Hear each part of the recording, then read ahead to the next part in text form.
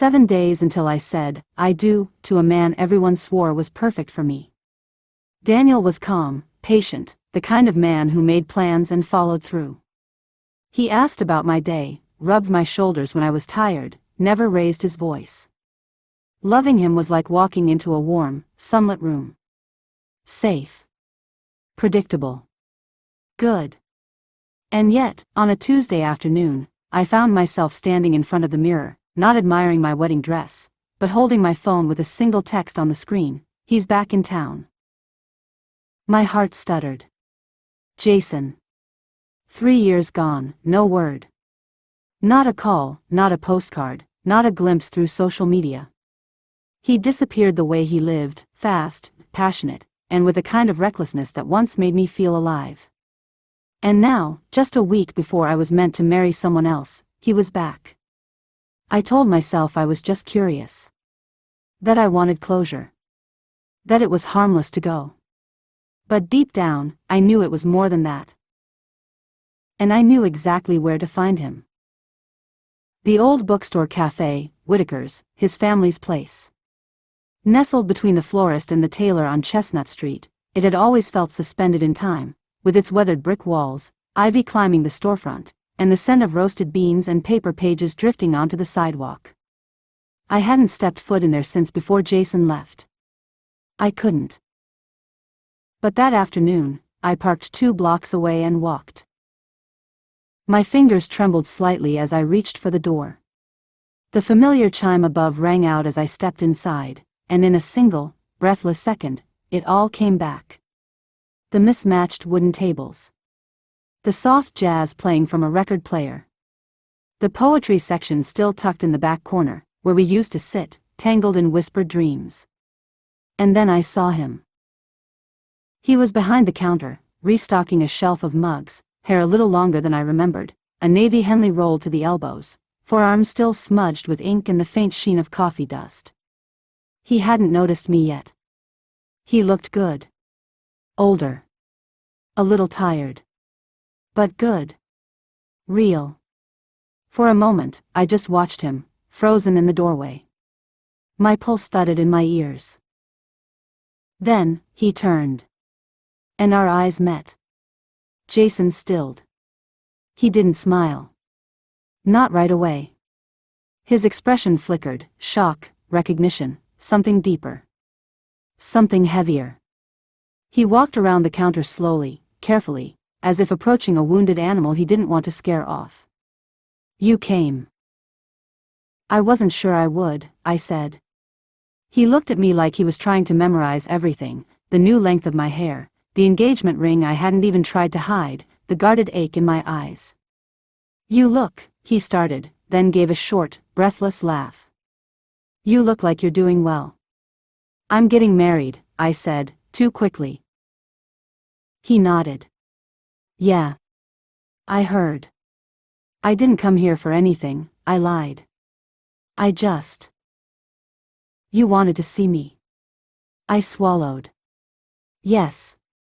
He gestured toward a booth by the window. Sit with me? We moved like we were stepping through a memory. I slid into the worn leather seat, and he sat across from me, hands clasped loosely in front of him. Neither of us spoke right away. Outside, the sky hung gray with the threat of rain. Inside, the air was warm, heavy with nostalgia and things unsaid. How long are you in town? I finally asked. A few days. Maybe a week, he said. Came to help my dad. Place still runs like it's stuck in 1997. That's part of the charm. He smiled softly. You used to say that. A silence fell between us, thick and awkward and somehow intimate. I didn't think you'd come back, I said. I didn't think I'd stay gone this long. But you did. I had to, he said. His voice was low, gentle. I didn't know how to be what you needed. And I figured, if I left, maybe you'd find someone who could.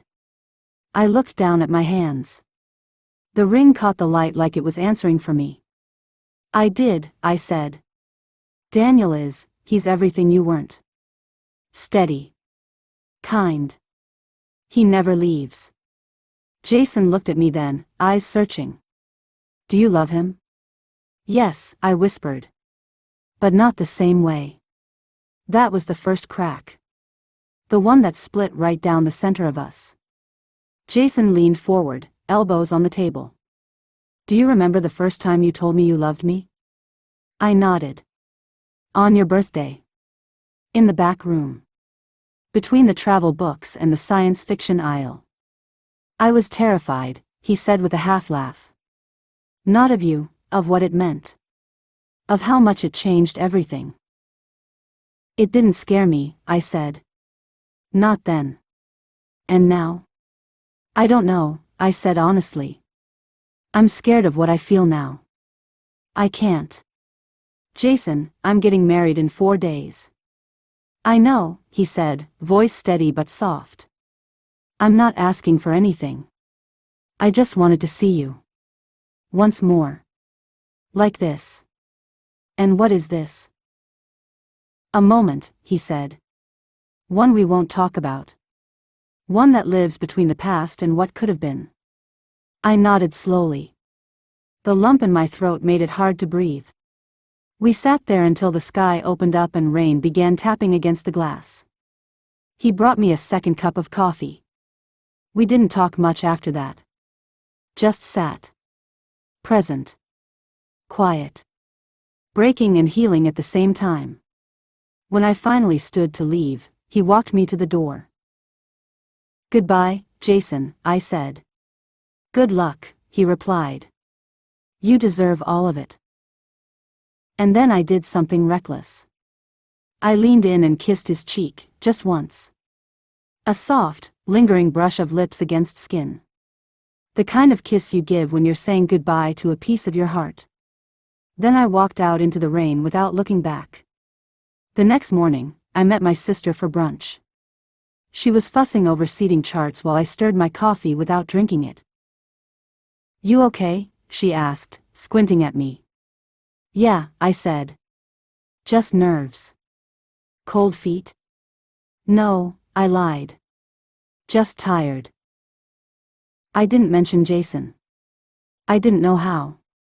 It would sound like betrayal. Maybe it was. But how could I explain that seeing him again wasn't about wanting him back? It was about realizing I never fully let him go. Daniel's mother came over to help with last-minute details. She found me standing in the kitchen, staring out the window at nothing. You're quiet today, she said. I smiled. Just thinking. About the wedding? Yes, I said, though what I really meant was, about a boy I loved once who showed up 5 years too late. Later that evening, I sat alone in my childhood bedroom, flipping through an old box of things I thought I'd forgotten, photos, movie stubs, letters folded so tightly they had creases like veins. At the very bottom, a Polaroid of Jason and me. We were both laughing, my eyes shut, his hand around my waist. We looked wild. Careless. Happy. I put it back in the box, but not before holding it a second too long. 2 days before the wedding. It was just after midnight when I pulled his number from my phone. I'd saved it without thinking that day at the bookstore, when he jotted it down on a napkin and handed it to me with a hesitant smile. If you ever want to talk. He'd said, his voice so quiet it barely made it past the clink of cups around us. I hadn't touched it since. But now, in the stillness of my bedroom, wrapped in moonlight and doubt, I opened a new message. My fingers hovered over the screen. Me, are you still awake? I stared at the words for a long time before hitting send. Part of me hoped he wouldn't answer. Part of me would have shattered if he didn't. The reply came 3 minutes later. Jason, yeah. Couldn't sleep. Me neither. A pause. Jason, are you okay? No. Yes. I don't know. All of it. Me, can we meet? Just talk. One more time. Please. The typing dots blinked. Stopped. Blinked again. Jason, I'll leave the back door of the shop unlocked. I told Daniel I was going for a drive to clear my head. He was already asleep, his arm draped over the edge of the bed, the corners of our future neatly tucked in. He didn't stir when I slipped out.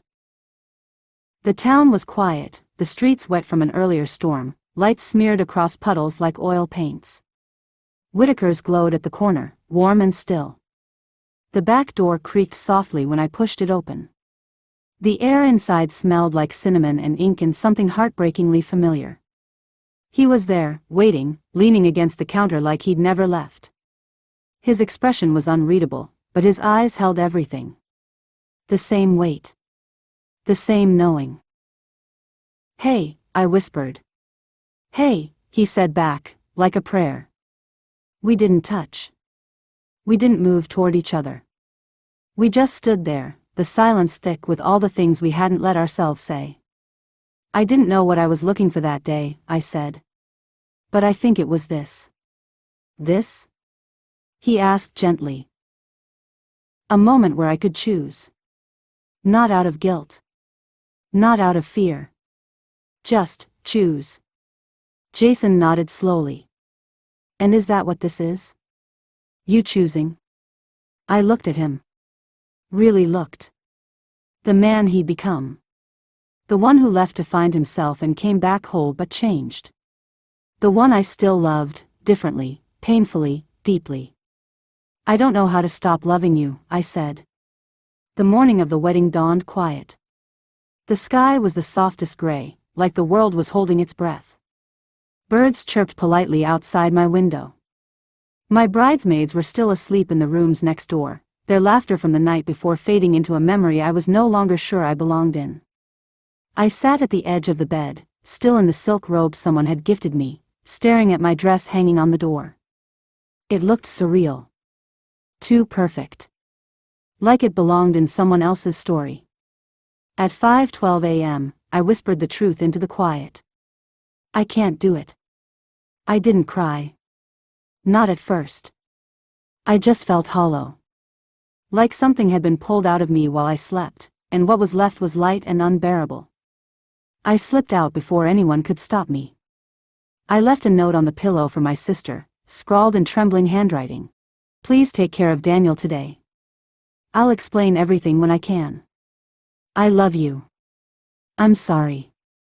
And then I left the dress behind. The drive to the edge of town felt like a dream I wasn't quite awake for. The streets were still empty, the town blissfully unaware that there was supposed to be a wedding in a few hours. That there was a man who'd already picked out his tie, who had probably made coffee for his groomsmen, still believing today would be the start of forever. And maybe it would be. But not with me. Whitaker's was open. Jason was behind the counter, a book in one hand, his other nursing a cup of something warm. He looked up when the bell chimed, and when he saw me, his whole body stilled. He stood slowly. "It's today." I shook my head. He didn't rush toward me. He didn't smile. He just watched me, like if he blinked, I might disappear. "Was it because of me?" he asked softly. "No," I said. "And yes. Not in the way you think. I never wanted to ruin." "You didn't ruin anything," I interrupted. "You reminded me." "Of what?" "That love doesn't have to be perfect to be real. That safe isn't the same as whole. And that sometimes, walking away is the kindest thing you can do for everyone." He looked at me, pain and hope warring in his eyes. "What happens now?" I stepped closer. "I don't know. But for the first time in years, I want to find out." There were no fireworks. No dramatic kiss. Just a moment. And I said goodbye to him. By the time the sun rose over the wedding venue, the letter was already there, tucked inside a cream-colored envelope with his name on the front, in my handwriting, the one he once said he could recognize anywhere. I had left it on the table in his dressing room, right beside the gift I was supposed to give him before we walked down the aisle. The letter wasn't long. But it was honest. "Daniel. I'm writing this when I should be zipping up my dress, when I should be thinking about flowers and vows and forever. Instead, I'm sitting here with a heart that won't let me lie to you. You deserve someone who is certain. Not someone who flinches at her own reflection. Not someone who's still haunted by the echo of another name, another story. This isn't about Jason, not really. It's about me. It's about how I've been trying to build a life out of gratitude and safety and all the things love is supposed to be. But love, real love, should never feel like a quiet apology. I thought I could do this. I wanted to. But this morning I woke up, and the only thing louder than my guilt was the truth. I'm not 100% sure. And that's not fair to you. You deserve someone who wakes up certain, someone whose love doesn't come with a question mark. I will always care about you. I will always be grateful for your kindness. But I can't walk down that aisle today pretending that the pieces I've hidden away don't matter. They do. And until I've faced them, until I've figured out what kind of life I want, truly, I have no right to promise you anything. I'm sorry for the pain this will cause. But I hope one day you'll understand this isn't me running from you. It's me learning, finally, to stop running from myself. Always. M. They told me later that he read it quietly. Folded it once. Then just sat there, hands on his knees, staring out the window for a long time. No drama. No anger. Just the heavy silence of a man who saw the future shift under his feet. He still went out and thanked the guests. Told them the wedding was off. He didn't say why. He just said, she made a choice. I'm going to respect it. I heard he left town for a while. Went to stay with his brother in Vermont. Took up hiking. Grew a beard, which made his mother furious. He didn't reach out. I didn't expect him to. But I hope he's okay. No, I know he will be. Because Daniel is the kind of man who will love again. The kind of man someone will wake up certain for. And when that happens, he'll finally get the forever he offered me, with someone who never had to hesitate. For the first time in years, I stopped trying to fit my heart into anyone else's shape. I got an apartment above a bakery. I worked part-time at the library. I took long walks at night and wrote in notebooks I never meant to share. Jason and I texted a few times. We met for coffee, once, quietly, carefully. It was tender, not tragic. We didn't fall into each other. We didn't try to resurrect what we had. I heard he left town again. It had been almost 2 years since the wedding that wasn't. 1 year since I last saw Daniel, in that sunlit corner of the cafe, where he asked me, gently, if I was happy. Where I told him the truth, and he accepted it without flinching. I didn't expect to see him again. Life had a way of folding people into the past and keeping them there. But then, on a pale January morning, he walked into the library, where I am working full-time now. No warning. No message. Just the slow creak of the door, the rush of cold air, and the unmistakable silhouette of the man I once nearly married. He looked older, but not in the way that age takes from you, in the way that it quietly gives. There was something steadier about him now. He wore a navy coat, a scarf tucked with the same meticulousness I used to tease him for, and a quiet around his eyes that hadn't been there before. He saw me instantly. Paused. And smiled, not wide, not eager. Just enough to let me know he meant it. I stepped out from behind the desk, heart beating like a footstep echoing through an empty hall. Daniel. Hey, he said, his voice warm, a little wind-chapped. I wasn't sure if you'd still be here. Still here, I said, gesturing around the library. Quiet life suits me. I can see that. We stood there for a moment. Then he held up a small wrapped package. It's late Christmas. For the library, I guess. Or maybe just for you. I took it, careful. The wrapping was paper thin and slightly creased, reused, knowing him. Inside, I found a copy of a book we once read together on a road trip, years ago. The spine was taped. The pages were dog-eared. You remembered. He shrugged, smiling more to himself than to me. I've been thinking a lot about stories lately.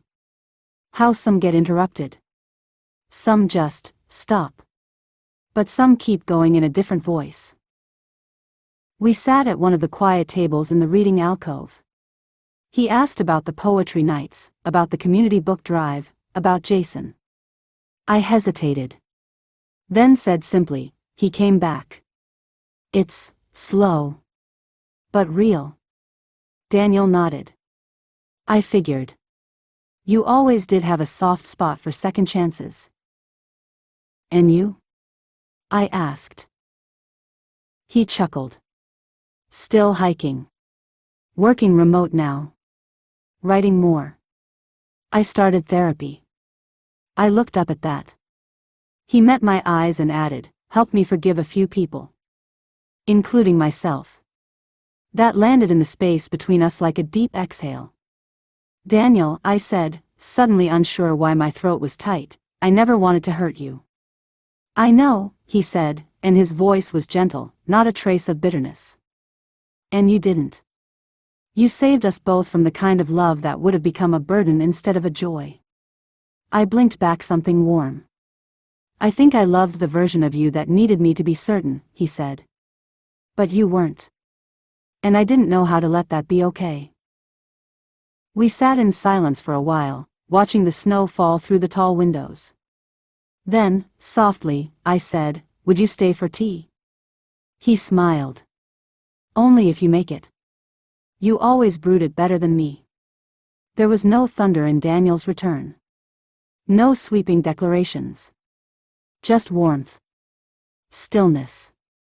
The kind of presence that reminds you not all endings are meant to break you, some just need time to soften, and sit beside you, and remind you who you've become.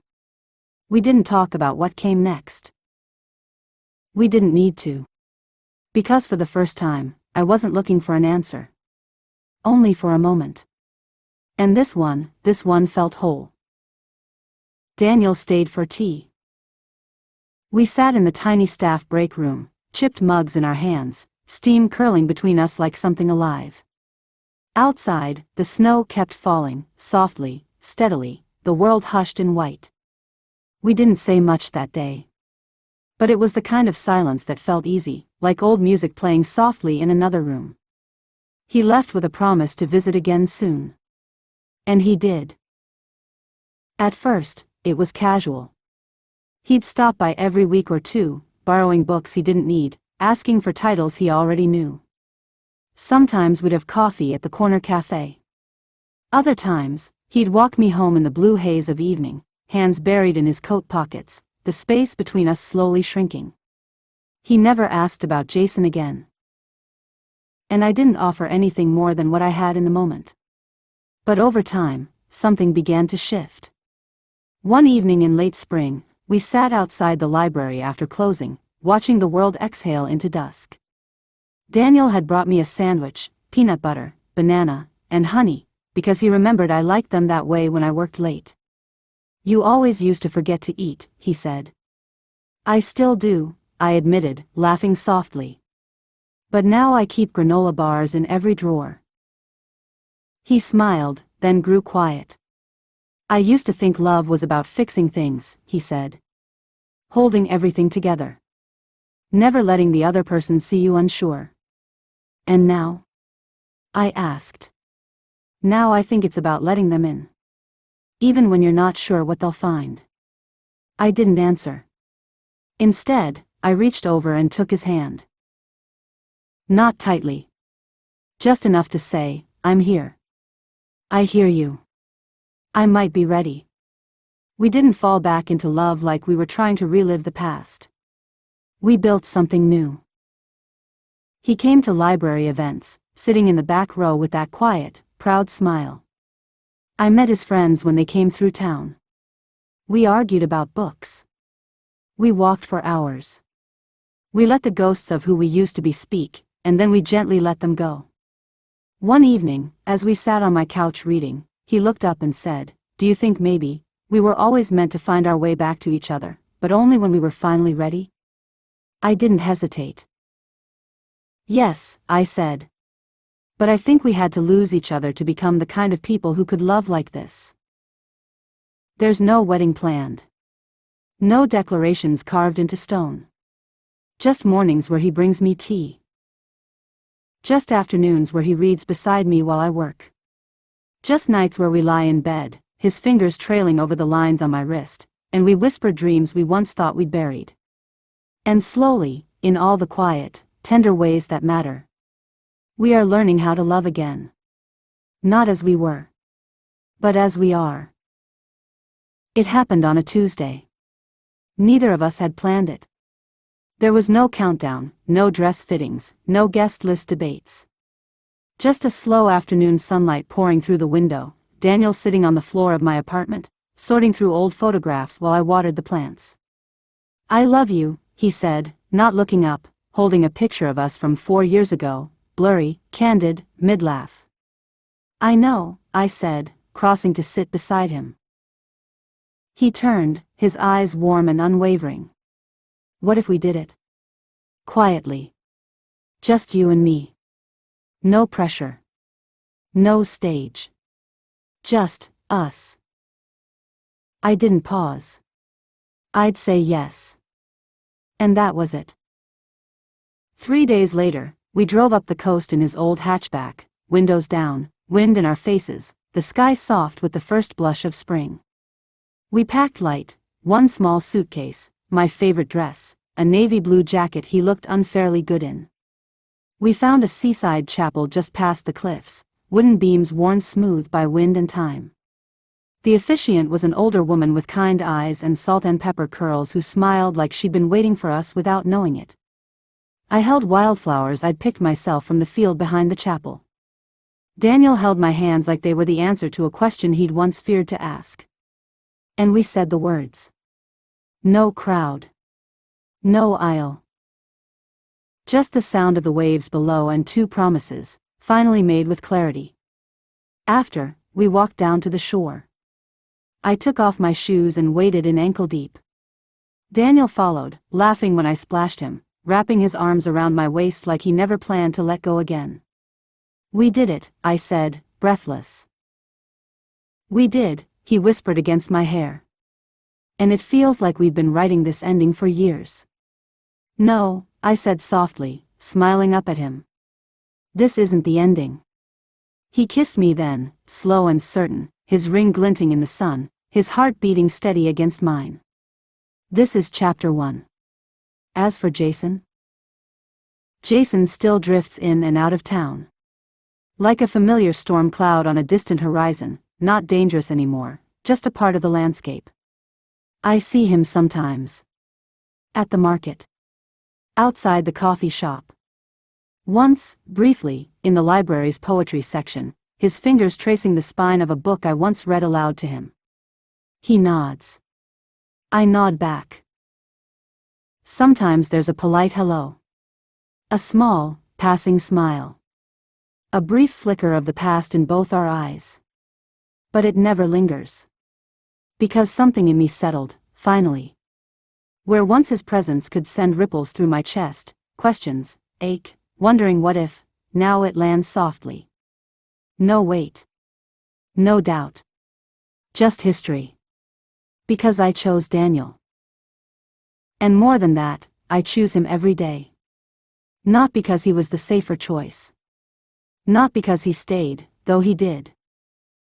But because our love grew in the quiet, in the real, in the days that looked nothing like a movie but everything like a life. Because when I wake beside Daniel, hair a mess, his arm draped over me, morning sun crawling in through the blinds, I know. I am where I'm supposed to be. And even the ghosts of old love can't shake that.